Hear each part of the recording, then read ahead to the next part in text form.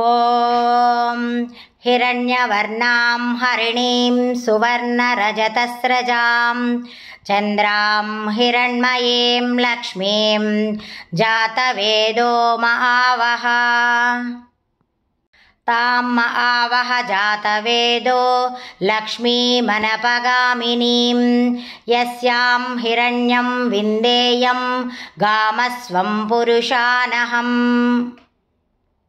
अश्वपूर्वां रथमध्यां हस्तिनादप्रबोधिनीं श्रियं देवीमुपह्वये श्रीर्मा देवी जुषताम्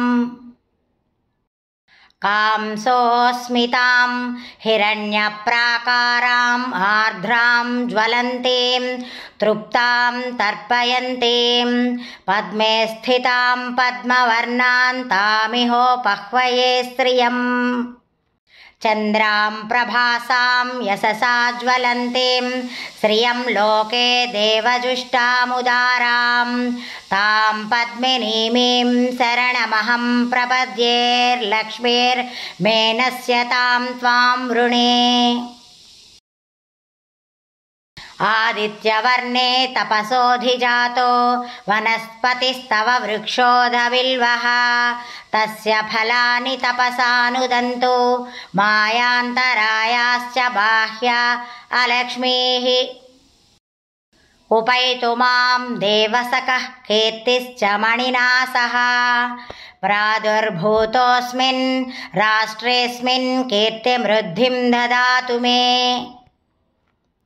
क्षुत्पिपासामलां ज्येष्ठाम् अलक्ष्मीर्नाशयाम्यहम् अभूतिमसमृद्धिं च सर्वां निर्नुद मे गृहात् गन्धद्वारां दुरादर्शां नित्यपुष्टां करीषिणीम् ईश्वरीं सर्वभूतानां तामिहोपह्वये श्रियम् मनसः काममाकूतिं वाचः सत्यमसीमहि पशूनां रूपमन्नस्य मयि श्रीशयतां यशः कर्धमेन प्रजाभूता मयि सम्भव कर्धमा श्रियं वासय मे कुले मातरं पद्ममालिनीम् आपः स्रजन्तु स्निग्धानि चिक्लीतवस मे गृहे निच देवीं मातरं श्रियं वासय मे कुले आर्द्रां पुष्करिणीं पुष्टिं पिङ्गळां पद्ममालिनीं चन्द्रां हिरण्मयीं लक्ष्मीं जातवेदो महावः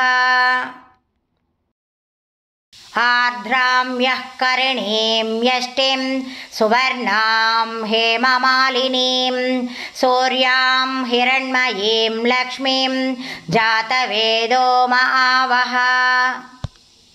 तां महावः जातवेदो लक्ष्मीमनपगामिनीं यस्यां हिरण्यं प्रभूतं गावो दास्योऽस्वान् विन्देयं पुरुषानहम् यः शुचिः प्रयतो भूत्वा जुहुयादाज्यमन्वहम् श्रियः पञ्चदशश्चञ्च श्रीकामः सततं जपेत् आनन्दः कर्धमश्चैव चिक्लीत इति विश्रुताः ऋषयस्ते त्रयः पुत्राः स्वयं श्रीरेव देवता पद्मासने पद्मवोरु पद्माक्षी पद्मसम्भवे त्वं मां भजस्व पद्माक्षीं येन सौख्यं लभाम्यहम् अश्वदायी च गोदायी धनदायी महाधने धनं मे जुषतां देवी सर्वकामार्थसिद्धये पुत्रपौत्रधनं धान्यं हस्त्यस्व जाविगोरधम् प्रजानां भवसि माता आयुष्मन्तं करोतु माम् चन्द्राभां लक्ष्मीमीशानां सूर्याभां श्रियमीश्वरीं चन्द्रसूर्याग्निसर्वाभां श्रीमहालक्ष्मीमुपास्महे। धनमग्निर्धनं वायुः धनं सूर्यो धनं वसुः धनमिन्द्रो बृहस्पतिः वरुणं धनमश्नुते। वैनतेय सोमं पिबतु वृत्रः सोमं धनस्य सोमिनो मह्यं दधातु सोमिनः। न क्रोधो न च मात्सर्यं न लोभो नाशुभामतिः। भवन्ति कृतपुण्यानां भक्तानां श्रीसूक्तं जपेत् सदा। वर्षन्तु ते विभावरिदिवो अभ्रस्य विद्युतः रोहन्तु सर्वबीजान्यवब्रह्मद्विषोजहि। पद्मप्रिये पद्मिनी पद्महस्ते पद्मालये पद्मदलायताक्षी विश्वप्रिये विष्णुमनोनुकूले त्वत्पादपद्मं मयि सन्निधस्त्वा। या सा पद्मासनस्था विपुलकटितटी पद्मपत्रायताक्षी गम्भीरावर्तनाभिः स्तनभरनमिता शुभ्रवस्त्रोत्तरीया।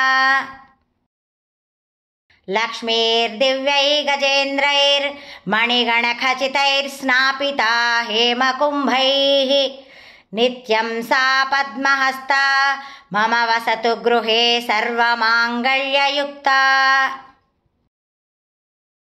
लक्ष्मीं क्षीरसमुद्रराजतनयां श्रीरङ्गधामेश्वरीं दासीभूतसमस्तदेववनितां लोकैकदीपाङ्कुराम्।